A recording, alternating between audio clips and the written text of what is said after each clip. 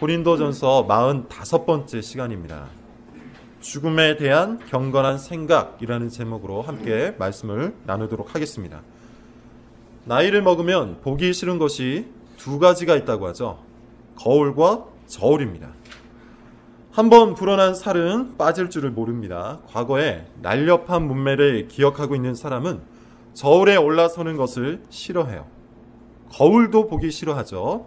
흰머리는 늘어나는데 머리숱은 점점 줄어들고 팽팽했던 피부는 온데간데 없고 주름만 가득한 얼굴을 즐기는 사람들은 아마 없을 겁니다.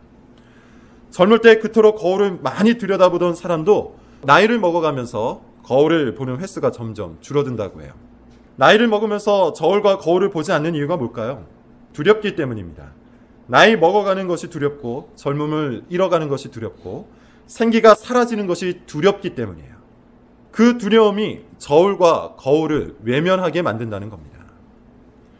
나이를 먹으면서 외면하는 것이 하나 더 있어요. 병원입니다.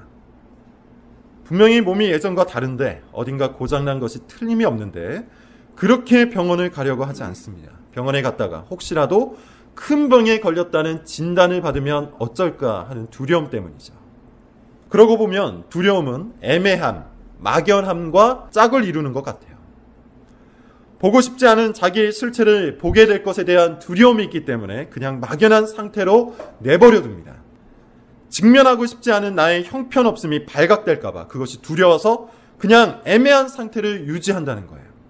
이런 일은 관계 안에서도 벌어지죠. 제가 아는 어떤 커플 이야기입니다. 대학교 1학년 때부터 30살이 될 때까지 사귀었으니까 무려 10년을 사귄 커플이에요.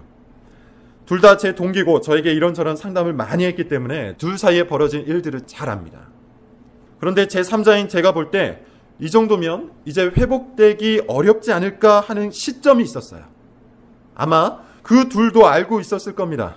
그때가 사귄 지 4년, 5년 정도 된 시점이었는데 무려 6년을 더 사귀고 난 후에야 10년 만에 결별을 한 거예요. 참 안타까운 일이었죠. 둘 사이에는 이미 건널 수 없을 만큼 관계가 파괴되어 있었는데 두 사람 모두 애매한 상태로 내버려둔 겁니다. 두려웠던 것이죠. 골물대로 골문 그 관계를 쳐다보기도 싫었던 거예요. 결국에는 20대를 다 보내고 난 후에야 헤어졌는데 그 끝이 매우 좋지 않았다고 들었습니다. 우리 모두에게는 이런 심리가 있어요. 분명히 문제가 있는데 그것을 확인하기 두려워서 그냥 애매한 상태로 그냥 막연한 상태로 내버려두는 심리적인 방어가 우리 모두에게 있다는 거예요. 정도의 차이만 있을 뿐 모든 사람들에게 이런 심리적 방어 자세가 있습니다. 물론 때로는 이런 심리적인 방어가 도움이 되기도 해요. 잘 정리될 수 있는 것을 공연히 들쑤셔서 오히려 문제를 크게 만들 수 있기 때문이에요. 중요한 것은 뭡니까? 반드시 직면해야 하는 것을 두렵다고 외면하는 것, 그것이 문제예요. 반드시 바라보고 관찰하고 생각하고 예상해야 하는 것이 있는데 그것이 없는 것처럼 사는 것, 그것이 문제라는 겁니다. 뭐가 있을까요? 대표적인 것이 바로 죽음입니다. 히브리서 9장 27절을 보면 이런 말이 있어요. 한 번 죽는 것은 사람에게 정하신 것이요.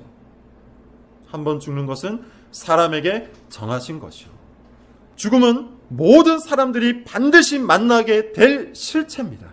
믿는 사람이나 믿지 않는 사람이나 죽음에 대한 경험은 결코 피해갈 수 없다는 거예요. 우리 모두는 죽습니다. 할머니, 할아버지가 돌아가신 것처럼 어머니, 아버지도 돌아가실 거예요. 나와 배우자도 결국 죽을 겁니다. 자녀들도 언젠가는 죽을 것이고 자녀들의 자녀들도 언젠가는 죽을 거예요. 죽음은 우리가 숨을 쉬는 것만큼 아주 가까이에 있는 실제적인 일이라는 거예요. 외면한다고 없어지는 것이 아닙니다. 무시한다고 사라지는 것이 아닙니다. 병원을 가보세요. 장례식장을 가보세요. 지금 이 순간에도 얼마나 많은 사람들이 죽음을 경험하고 있습니까? 그럼에도 불구하고 많은 사람들이 죽음을 생각 속에서 배제하고 살아가죠. 죽음에 대한 배제. 죽음에 대한 배제는 현대 사회의 아주 커다란 특징 중에 하나입니다. 에릭 프롬이라는 심리학자는 우리의 시대는 죽음을 간단히 부인하며 죽음의 느낌을 삶의 방해가 되는 것으로 여긴다라고 했고, 사회학자 풀톤이라는 분은 현대 세계의 세속화와 죽음 문제의 회피는 커다란 상관관계가 있다고 주장해요. 세속적이고 쾌락적인 삶이 강화되면서 사람들이 점점 죽음에 대한 생각을 차단해 버린다는 겁니다. 이런 현상은 현대 사회만의 특징은 아닌 것 같습니다. 바울이 살던 시대에도 이런 사상이 있었어요. 쾌락주의자로 불리웠던 에피쿠로스 학파가 죽음에 대해서 이런 견해를 가지고 있었습니다. 그들은 사람이 죽는 순간 의식이 사라지기 때문에 사람은 결코 죽음을 경험할 수 없다. 죽음 자체는 경험할 수 없는 것이기 때문에 굳이 죽음을 미리 생각할 필요가 있겠는가. 죽음에 대한 생각을 삶에서 몰아내자. 그것이 삶을 행복하게 만들 수 있는 방법이다. 이렇게 주장을 했습니다. 고린도 교회에서 부활을 부정했던 사람들이 에피쿠로스 학파에게 영향을 받았는지 안 받았는지는 잘 모릅니다. 그것보다 중요한 것은 그들이 몸의 부활을 믿지 않았다는 겁니다. 죽음이 경험될 수 있느냐, 경험될 수 없느냐, 이런 철학적인 질문 이전에 그들은 죽음과 부활에 대한 생각을 제대로 하지 않았다는 거예요. 죽음에 대한 생각을 배제하는 것은 사실 부활에 대한 생각도 하지 않는 것과 같습니다. 우리가 지난 2시간에 걸쳐서 배운 것처럼 기독교 신앙은 그리스도의 부활과 성도의 부활에 기초하여 탄생을 했어요. 부활은 반드시 죽음 이후에 찾아오는 사건이에요. 따라서 죽음에 대한 올바른 생각, 죽음에 대한 경건한 생각을 하지 않으면 부활에 대한 믿음도 흔들릴 수밖에 없습니다. 고린도전서 15장에서 우리는 신자의 부활을 부정하는 사람들이 있다는 것을 배웠죠. 그리고 바울은 신자의 부활을 부정하는 것은 사실 그리스도의 부활도 부정하는 것이라고 강력하게 논증을 했어요. 그리스도의 부활과 신자의 부활은 하나 된 관계다. 이것이 바울의 주장이었습니다. 그리고 만약에 그리스도께서 부활하지 않으셨다면 지금 우리의 믿음도, 지금 우리의 삶도, 지금 우리의 소망도 모두 헛된 것이라고 말해요. 그러나 부활을 부정하는 사람들의 말과는 달리 그리스도께서는 확실히 부활하셨습니다. 수많은 목격자가 있었고 무엇보다 바울 자신이 부활하신 그리스도의 목격자였어요. 다만 바울은 오늘 본문에서 부활에는 순서가 있다고 말해요. 제일 먼저 누가 부활합니까? 23절을 보시면 예수님이 먼저 부활하시죠. 제가 한번 읽어볼게요. 그러나 각각 자기 차례대로 되리니. 부활은 있는데 그 부활이 차례대로 이루어진대요. 차례대로 되리니 먼저는 첫 열매인 그리스도요. 다음에는 그가 강림하실 때 그리스도에게 속한 자다. 신자가 죽은 후에 곧바로 부활하지 않는 이유는 하나님께서 순서를 정해놓으셨기 때문이랍니다. 예수님이 첫 열매입니다. 그리고 그 다음이 그리스도께 속한 자예요. 언제 그리스도께 속한 자가 부활합니까? 예수님이 재림하실 때예요. 따라서 예수 그리스도는 우리 믿음의 근거가 되는 겁니다. 예수님의 부활을 보면서 우리도 부활한다는 것을 믿게 되는 거예요. 요즘에는 우리나라 기후가 이상해졌기 때문에 좀 그렇기는 하지만 경칩이라는 절기가 있죠.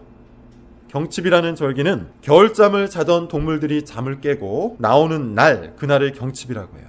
보통 이때 새싹이 돋는다고 해서 농촌에서는 본격적으로 농사 준비를 하는 시기라고 합니다.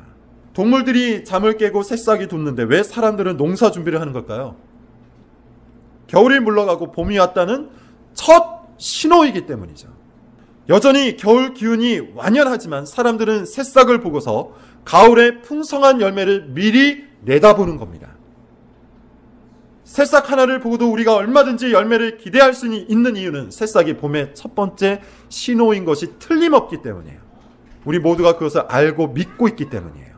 지금 당장 새싹이 나무가 되고 잎을 내는 것은 아니지만 가을이 되면 반드시 열매를 낸다는 것을 우리는 알기 때문이에요. 마치 그런 것처럼 예수 그리스도의 부활은 생명을 알리는 첫 번째 신호인 겁니다. 지금 당장은 신자들도 죽음 아래로 들어가겠지만 시간이 되면 생명의 열매를 맺을 것이고 다시 살아나게 될 거예요. 반드시 부활할 겁니다. 그러므로 그리스도는 우리가 바라보고 믿고 붙들어야 하는 부활의 첫 열매가 맞습니다. 그리스도의 부활만큼 우리의 부활을 확실하게 보장해주는 증거가 없다는 거예요. 그러므로 여러분, 우리는 죽음에 대해서 생각하기 이전에 반드시 부활을 먼저 생각해야 되는 거예요. 논리적으로 그리고 현실적으로 죽음이 먼저 있는 것은 맞습니다. 그러나 믿음 안에 있는 성도들은 부활을 먼저 바라봐야 되는 거예요. 왜냐하면 부활은 이미 맺어진 열매이기 때문입니다. 맺힐지 안 맺힐지 알 수 없는 도박이 아니라 이미 예수 그리스도가 맺어놓은 열매가 바로 부활이기 때문이에요. 그러므로 참된 신자는 예수님을 믿는 그 순간부터 부활 앞에서 죽음을 생각해야 되는 거예요. 부활을 믿는 믿음 안에서 죽음을 생각해야 한다는 것이죠. 신자에게 죽음은 다시 살기 위해 통과하는 문에 불과한 거예요. 그럼에도 불구하고 많은 사람들이 죽음에 대한 막연한 두려움을 떨쳐버리지 못하죠. 안타깝게도 교회를 다니는 성도조차 죽음을 과도하게 두려워합니다. 죽음을 보고 싶어 하지 않아요. 생각도 하지 않으려고 해요. 제가 예전에 사역했던 교회에서 호스피스 사역을 하는 선교사님을 방문한 적이 있습니다. 호스피스 사역은 다 아시겠지만 시한부 선고를 받으신 분들을 임종까지 지키고 돌보면서 복음을 전하는 사역이에요. 아주 귀한 일이죠. 그곳에서 임종하시는 분에게 말씀을 전하시는 선교사님을 따라 청년들과 같이 들어간 적이 있습니다. 임종을 맞는 분을 위해서 기도하고 죽음 앞에서 우리 자신을 돌이켜보는 아주 귀중한 시간이었어요. 그런데 끝까지 그 자리에 오지 않은 여자 청년이 있어서 제가 나중에 한번 물어본 적이 있습니다. 왜 들어오지 않았냐? 답변이 조금 황당했어요. 그냥 기분이 나빠서 들어가지 않았다는 거예요. 그 무거운 분위기가 숨막혀서 싫다는 것이죠. 무엇보다 자기가 왜 남의 죽음을 봐야 하냐는 것입니다. 살면서 한 번도 죽음에 대해서 생각해 본 적이 없고 앞으로도 생각하고 싶지 않답니다. 젊은 나이기 때문에 그럴 수도 있어요. 그러나 성도라면 부활의 영광을 바라보는 성도라면 죽음에 대해서 그렇게 생각해서는 안 됩니다. 왜 그렇습니까? 사람의 생명은 하나님께 달려있기 때문이에요. 젊다고 죽음을 피해갈 수 있는 것이 아닙니다. 외면한다고 죽음이 비껴가는 것도 아니에요. 내가 기분이 나쁘다고 해서 죽음이 친절하게 찾아오는 것도 아니에요. 성도는 나의 모든 호흡이, 지금 나의 생명이 하나님 손에서 조절되고 있다는 것을 확실하게 알고 인정해야 돼요. 죽음을 두려워하기보다 죽음에 대한 경건한 관점을 갖는 것이 훨씬 더 중요한 겁니다. 그리고 죽음에 대한 경건한 관점은 반드시 부활을 믿는 믿음 안에서 발견될 수 있는 거예요. 여러분, 죽음은 미지의 영역으로 들어가는 것이기 때문에 다소 두려워할 수도 있어요. 일부 두려워할 수 있어요. 또한 가족이나 친한 사람이 죽었을 때 살아생전 그와 만날 수 없기 때문에, 다시 만날 수 없기 때문에 슬퍼하고 애통할 수도 있습니다. 죽음 앞에서 감정을 차단하는 것이 죽음에 대한 경건한 생각은 아니에요. 그러나 부활을 믿는 성도는 두려움 속에서도 소망을 가져야 하고 슬픔 중에서도 좌절하지 말아야 하는 겁니다. 부활을 믿는 성도는 죽음을 있는 그대로 받아들입니다. 죽음조차도 하나님이 주시는 가장 좋은 것이라고 믿을 수 있어야 돼요. 상실에 대한 괴로움, 생이 끝나는 것에 대한 불안마저도 하나님만을 믿고 의지할 수 있는 은혜의 방편이 될 수 있기 때문이에요. 하나님 손아귀에서 움직이는 죽음은 결코 나쁜 것이 아닙니다. 우리 믿음을 강화시키고 우리의 소망을 하늘로 고정시킬 수 있다면 죽음은 나쁜 것이 아니에요. 부활을 믿는 믿음 안에서 죽음에 대한 경건한 생각을 만들어 나갈 수 있기 바랍니다. 자, 본문을 다시 보세요.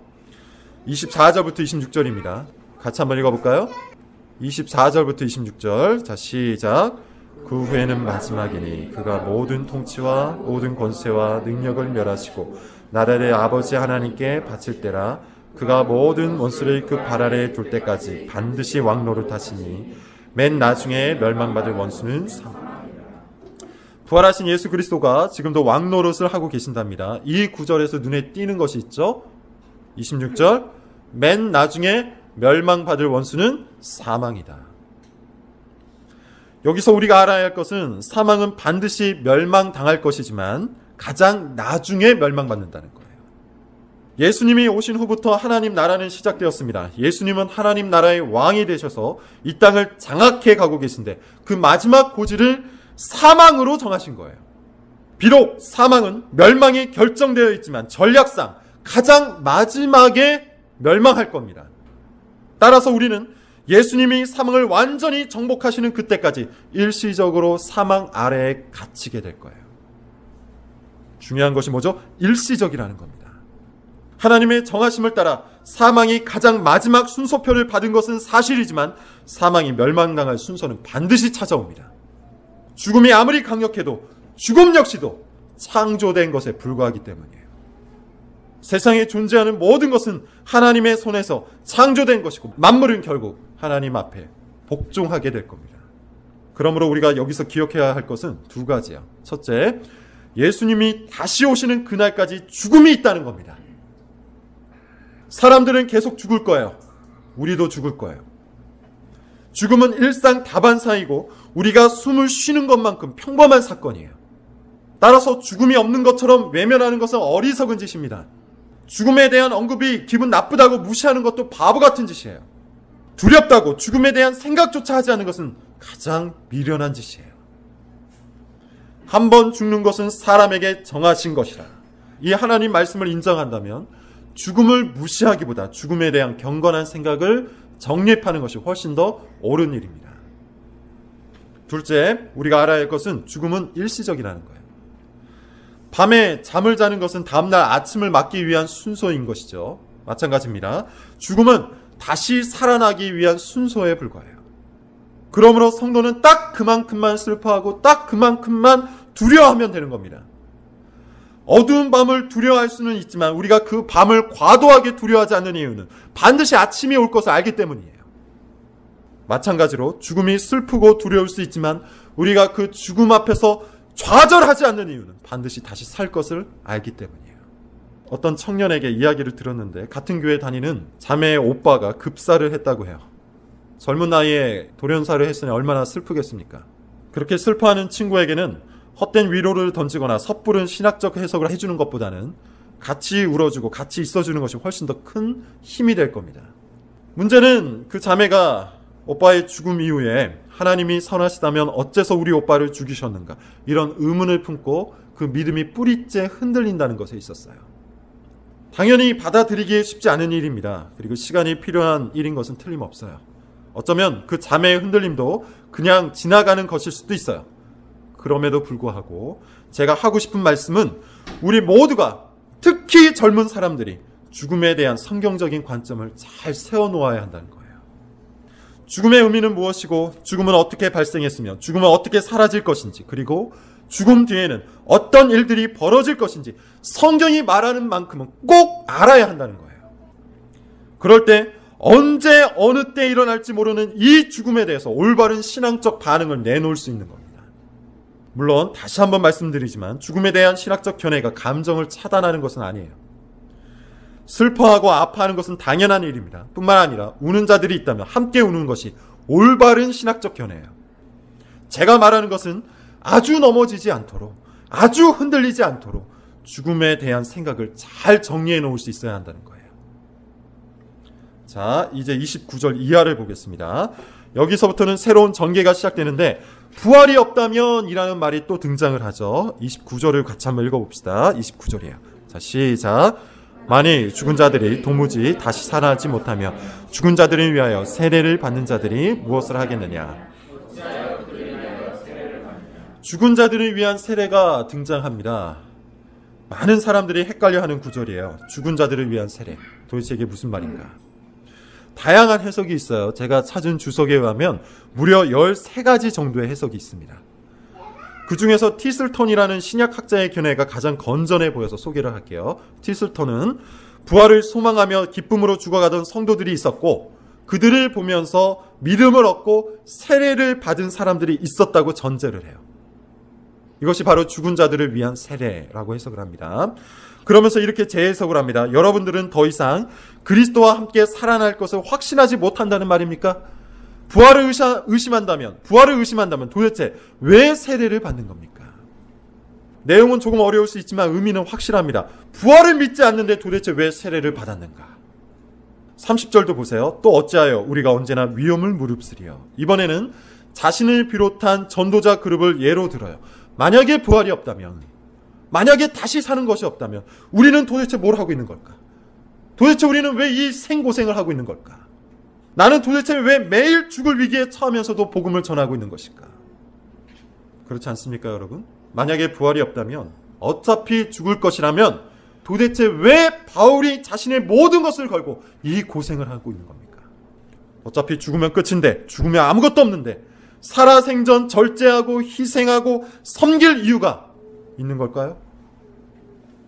그리스도의 복음을 위해, 하나님의 영광을 위해 라는 구호가 무색해지는 겁니다. 허망한 일이 되는 거예요. 처음 도입부에서 말한 것처럼 죽음의 배제 현상은 현대 사회의 아주 큰 특징입니다. 현대 사회라고 말하는 이유는 18세기만 하더라도 대부분 종교적인 가치가 사회를 지배했기 때문이에요. 꼭 기독교는 아니더라도. 사람들은 죽음 너머의 세상을 인정했습니다. 그리고 죽음 앞에서 자기의 삶을 살아갔어요. 그러던 것이 19세기를 거쳐 20세기로 들어오면서 사람들은 죽음 자체를 생각하지 않게 되었답니다. 그 이유는 대부분의 심리학자, 대부분의 사회학자들이 인정하는 것처럼 세속화 현상 때문이에요. 현대 사회는 죽음에 대한 생각을 억제하여서 사람들이 끊임없이 오늘 당장의 욕망에 충실하도록 만든다는 거예요. 죽음 자체에 큰 의미를 부여하지 않을 뿐만 아니라 죽음을 상업화시키기도 하죠. 상조회사 같은 것이 그런 겁니다. 죽음의 배제 현상과 세속화 현상은 뗄래야 뗄 수 없는 관계예요. 이와 같은 현대 사회의 특징을 바울은 이미 통찰하고 있었습니다. 32절을 같이 한번 읽어보세요. 자, 시작. 내가 사람의 방법으로 에베소에서 맹수와 더불어 싸웠다면 죽은 자가 다시 살아나지 못한다면 내일 죽을 터이니 먹고 마시자 하리라. 죽음에 대한 올바른 판단력이 사라지면 부활에 대한 믿음이 파괴됩니다. 그리고 부활에 대한 믿음이 파괴되면 오늘 하루의 삶도 무너집니다. 이것이 지금 바울의 논리예요. 죽은 자가 다시 살아나지 못한다면 내일 죽을 터이니 먹고 마시자 하리라. 여러분, 죽음에 대한 경건한 생각은 매우 중요한 거예요. 그것은 단지 죽음을 생각하는 것이 아니라 부활을 믿는 것입니다. 그것은 단지 죽음을 생각하는 것이 아니라 오늘 하루를 충성되게 살아가는 겁니다. 너무 당연한 것 아닐까요? 죽음 뒤에 부활이 없다면, 죽음 자체에 큰 의미가 없다면 오늘 하루를 신실하게 살아갈 이유가 있습니까? 그냥 먹고 마시고 노는 것이 제일 좋지 않겠어요?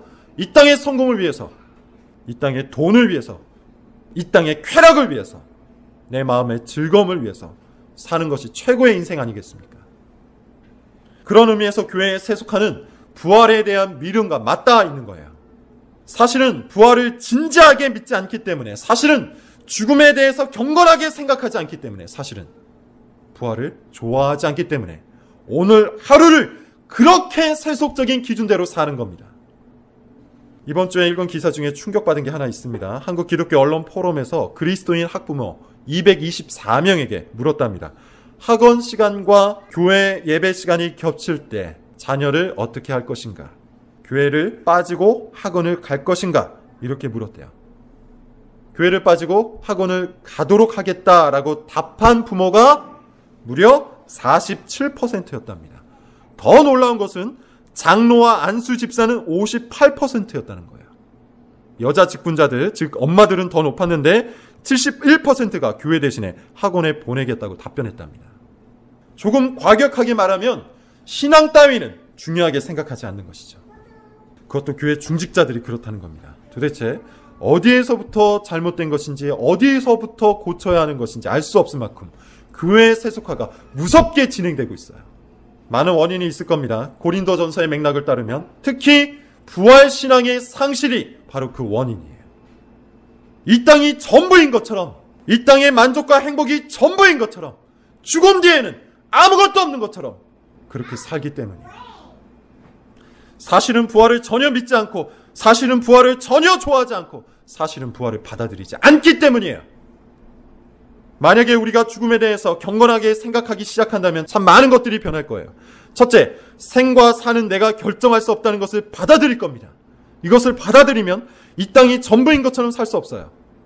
이 땅에 있는 것이 가장 좋은 것처럼 돈을 끌어모으고 명예도 끌어모으고 평판도 끌어모았는데 어느 날 갑자기 하나님께서 부르신다면 얼마나 허망한 일입니까?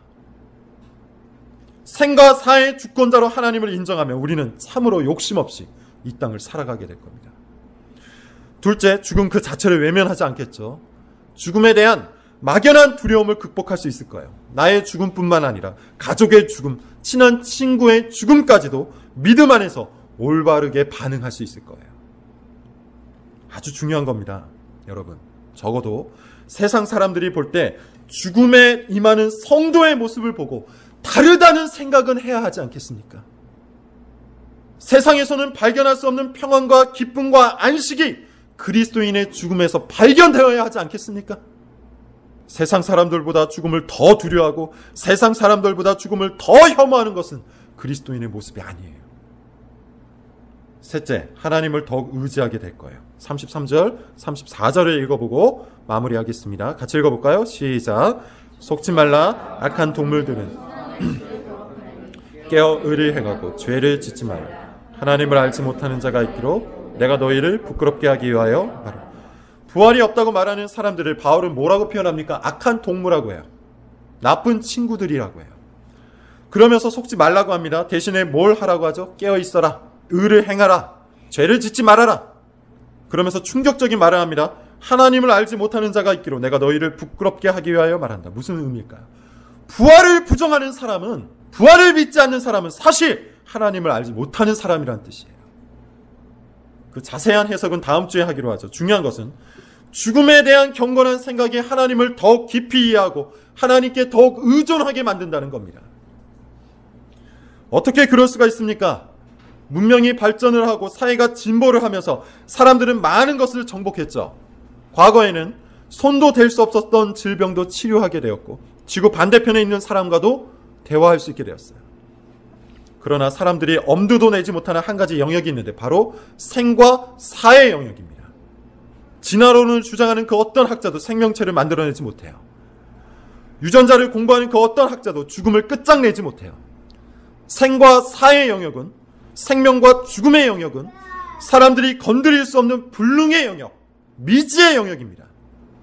다시 말해서 죽음은 사람들의 유한함과 무능력을 가장 돋보이게 만드는 영역이라는 거예요. 누구도 죽음을 이길 수가 없어요. 이와 같은 죽음의 특징을 잘 이해한 사람은 생명의 주관자가 되시는 하나님을 바라보게 됩니다.